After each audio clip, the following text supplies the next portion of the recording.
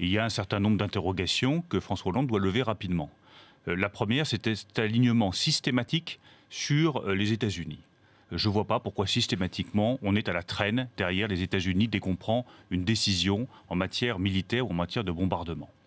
La deuxième interrogation, c'est quelle est la stratégie de long terme? On voit bien que cette menace, elle est globale. L'otage auquel je pense ce matin, l'otage français, il a été enlevé en Algérie. Donc c'est bien tout le Moyen-Orient qui est concerné. Quelle est la réponse à cette menace globale qui touche tous les pays du Moyen-Orient? Comment est-ce que sur le long terme on va faire? Avec quels partenaires?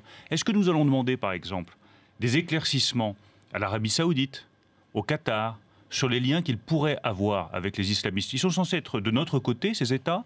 En même temps, on a le sentiment qu'il y a des liens parfois un peu troubles avec les islamistes. Je veux des éclaircissements sur les liens que pourraient avoir le Qatar et l'Arabie Saoudite avec les islamistes. Enfin, troisième question, avec quels moyens nous allons intervenir?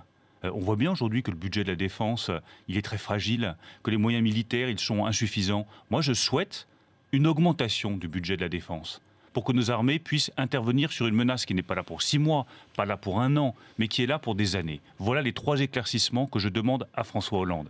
Et la Constitution dit que c'est le Parlement qui autorise l'entrée en guerre.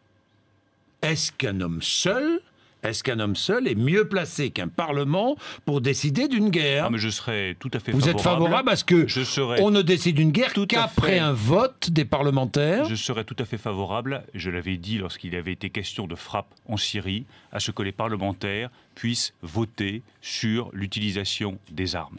Et je voudrais rajouter un point là-dessus. Oui. La réponse militaire ne sera jamais la réponse de long terme aux problèmes terroristes. Jamais. Ne nous faisons pas d'illusions là-dessus. Que l'on frappe pour affaiblir, oui. Mais sur les 5, 10, 15 prochaines années, parce que nous en avons pour 5, 10, 15 prochaines années, quelle est la stratégie politique au Moyen-Orient qui nous permettra d'affaiblir le terrorisme et d'en finir définitivement avec ce qui est la menace principale qui pèse aujourd'hui sur les Français? C'est la question que je pose à François Hollande et je ne vois aujourd'hui aucune réponse à cela.